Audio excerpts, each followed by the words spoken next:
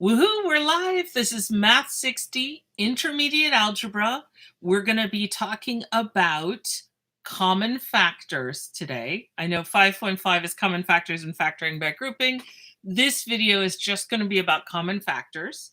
And basically what we've been doing in chapter 5 is learning about polynomials, and we've been multiplying them. And now in section 5.5, we're going to start breaking them up. We don't really divide them so much as we factor them. We break them down into products of other polynomials. So let's go ahead and get started. So the first thing we're going to notice is I started out not with a factoring problem, but a multiplication problem. So I just want to remind everybody how to multiply, which is kind of silly, but let's go through it. How do you multiply? I'm going to use the distributive property. I'm going to multiply 3 times x, and then I'm going to multiply 3 times 2. And so I'll get 3x plus 6. If you're watching all these videos, you will have heard me every time we multiplied out. I said, remember, once you're done multiplying out, if it makes sense, the multiplying out part, so this part that goes this way is called multiplying out.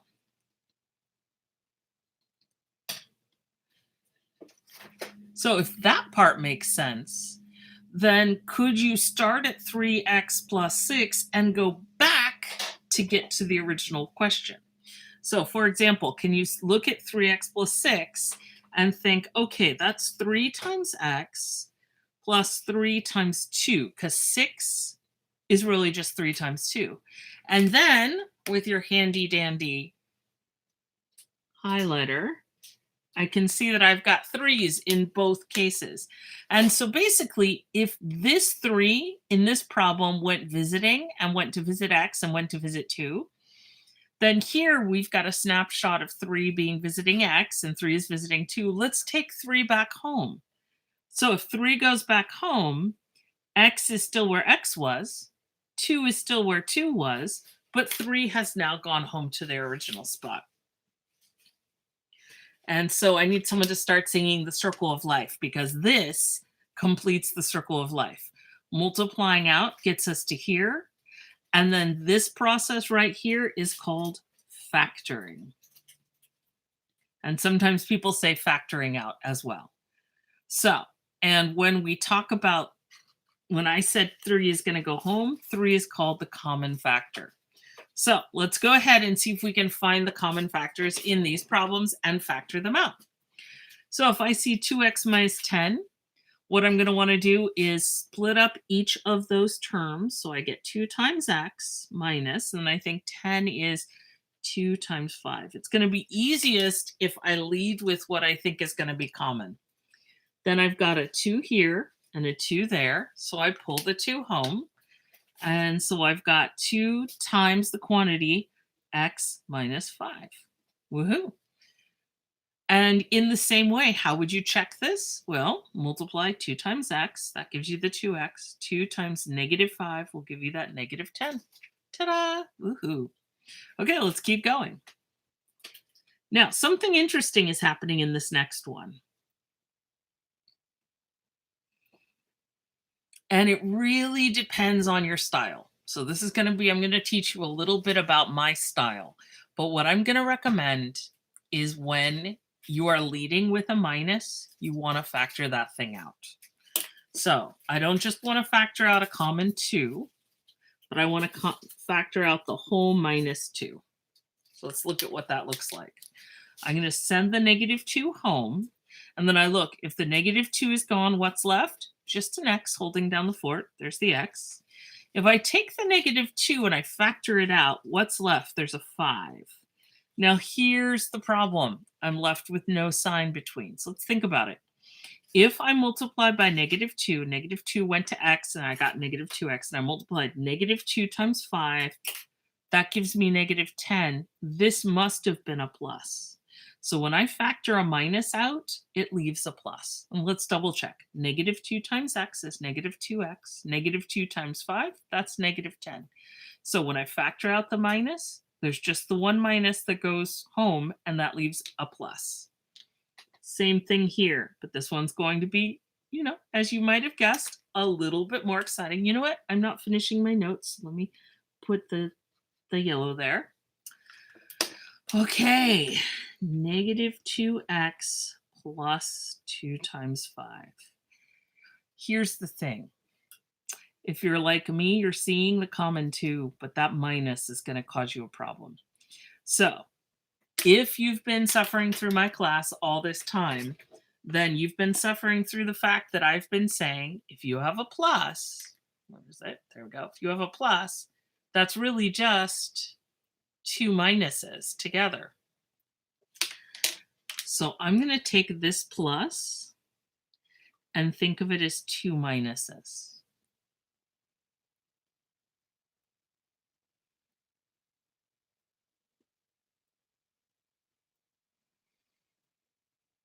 That one's a little bit weird. Every plus is really 2 minuses. So I've got a minus there and a minus there. And that way I can factor out a negative 2. Now, some of you are going to look at me like, well, you can't because I'm here and you're there.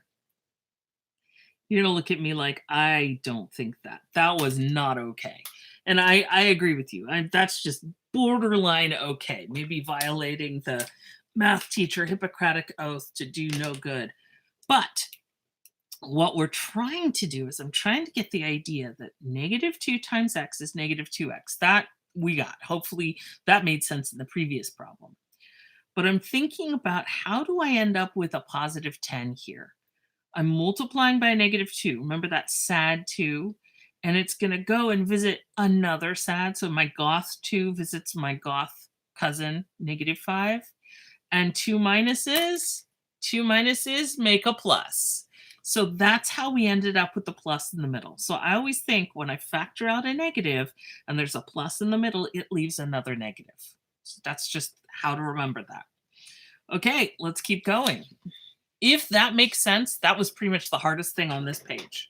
Everything else is going to be figuring it out and figuring out how much you can do in your head. So this is going to be personal choice. Some of you are going to look at this and you're going to be able to factor this without even writing it all out. Some of you are going to have to write everything out. It's just going to depend on who you are. So first thing I'm going to do, I'm going to come up with what's common. So I look at the number 6 and 12. The largest number that will fit into both is 6. T squared and t, the largest thing that will fit into both is a 6t. So I've got 6t. And in the first case, it's 6t times t, because I got that t squared, so there are 2 t's sitting there. And then minus, and then if I pull out a 6t, what's left? 2.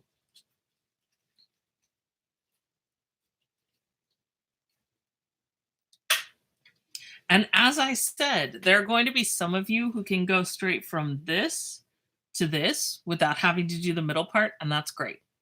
And if the middle part helps, then you should do it. So it really depends on what you like, what your style is, and what your brain, how your brain is built, what it wants to see. Next up. Now these are kind of fun, maybe in the whole scheme of funner, more fun than word problems. These are puzzles. And so what you're trying to do is you're looking at, and this is 3 different terms, and you're trying to think, what do they have in common? Well, they definitely have y's in common. So how many y's can you get out of all of them?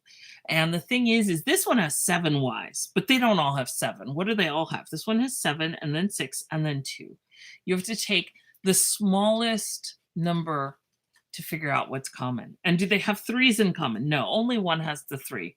So this one, I'm going to take out a y squared. So y squared times 3. And you have to remember, if there's 7 of them and you pull out 2, there are 5 left. If there are 6 of them and I'm going to pull out 2, there are going to be 4 left. Now, if I'm pulling out the whole thing, what's left? Oh my goodness, I didn't write. Oh my goodness, here. Scratcha, scratcha, scratcha. I know, I could hear you guys screaming through time and space. I didn't write in the y squared times y to the 4th. Sorry about that. And then y squared times, and what's left? 1. So when I factor out, what's left? 3y to the 5th minus y to the 4th minus 1. Notice that if I don't pull out a minus sign, the sign should match. plus, minus, minus. When I did pull out the minus sign, like at this one up here, the sign should be the opposite. It goes minus plus, this goes plus minus. Sorry about this scritchy scritchy.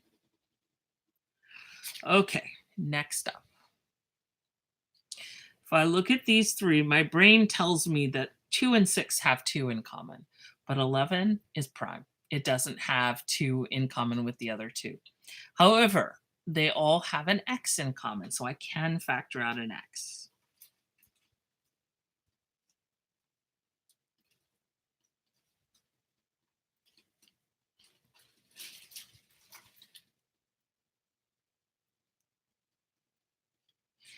Ultimately, I'm going to encourage you to skip the middle step as you start to get the sense of it and try to internalize going from here to here.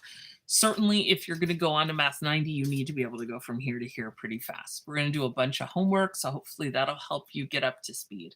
However, if you are consistently making mistakes, please do take time to write out the middle step. Okay, tell me about number 7, other than it's really annoying. Now, here's the thing. You're going to have, your brain is going to tell you stuff. Your brain is going to see patterns. For example, my brain sees 3, 3, and 0, 0, and it says that means something. And I'm going to have to tell you that it's a pattern, but it doesn't always mean something that's going to help us with the problem. If I ask you what they have in common, this term has an M, this one does not. This has some 10s in it, right? 10 times 10. Or if you want to go further, 2 times 2 times 5 times 5, or 5 times 5 times 2 times 2. This one is 3 times 11. They've got nothing in common. So what we're going to write is, you've got a couple of options. One is that this is a prime polynomial,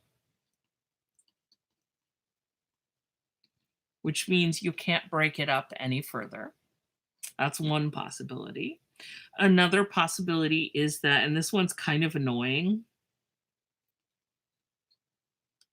but we will use this occasionally, so I will give you this possibility. You factor out a 1, which seems silly, but it's something you can do if you're in a situation where you just have to factor it. And the other one is sometimes we'll say can't be factored. So there are 3 possibilities for that answer, and it just depends on the setting to know which one you need to offer. Okay, let's go on to the next page. There are 3 more problems. Woohoo, you guys are almost done. Nicely done, my brilliant students. Okay, so number 8. There's a whole lot going on.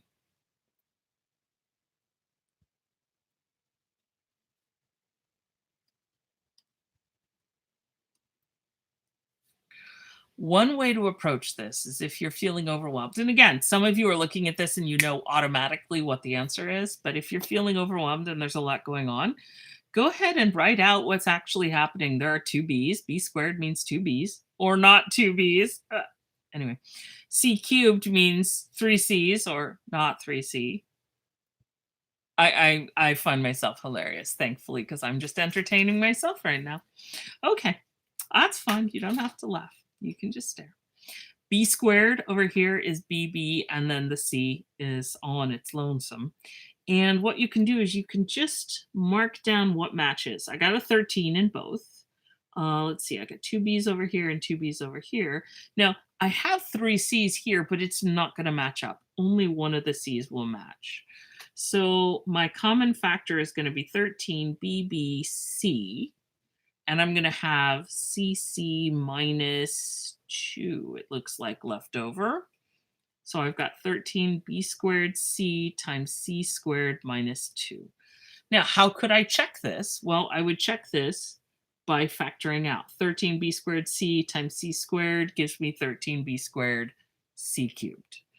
13b squared c times negative 2 gives me negative 26b squared c. So it works. So this is the answer here. Okay, things are getting more and more complicated. Now, here's your hint. With this one, you get a big hint because, oh my gosh, look at all this stuff going on in here. This is the same thing that we were dealing with there, but then this term right here only has a 2 and a B in it. And so let's look through. Is the 2 common? The 2 goes into 2, 2 goes into 26. It does not go into 13, so it's not common. Okay, how about the b? There's a b, there's a b, there's a b. Yes. So the only common factor is a b. So 13b squared c cubed, take out one of the b's. I've got 13bc cubed. Okay, take out a b here. I've got 26. I had b squared c. I now just have bc. And in the last term, I take out a b, and I've just got 2 left over. So that's my factored form. Okay, you ready for the last one? This is very exciting. I know. I can tell you guys are very excited. This last one is kind of bonkers. I got 25, I've got 10, I've got 55. So this is 5 times 5, this is 5 times 2, this is 5 times 11. I've got 5s common in all 3. Then how many t's are common? I've got 10 t's, 7 t's, 6 t's. I look for the smallest number of t's. So it's going to be 5 and t to the 6th. Now u squared, u squared, u squared. They all have u squared, so we can use u squared. V to the 5th, v to the 4th, v to the 4th. We're going to factor out a v to the 4th. Okay. I took out 5. I had 25. 25. We're not really subtracting. We're dividing. Dividing by 5 is 5. I've pulled 6 of them out. There were 10 t's, so I've got t to the 4th. U squared, they're all taken. And v to the 4th means I have 1 left. Next term. Minus 10 t to the 7th u squared v to the 4th. I factor out a 5. That leaves me with a minus 2. I took out 6 t's. I had 7 t's, so there's 1 left over. And then everything else is taken, so we're good there. I factor out 5. I had a negative 55, so I have left over a negative 11. I took out 6 t's, 2 u's, and 4 v's, so that one's just going to stay like that. And there we go. That's the final answer. Woohoo! You guys did it. Nicely done. Yay! Woohoo! And then next up, we will talk about factoring by grouping.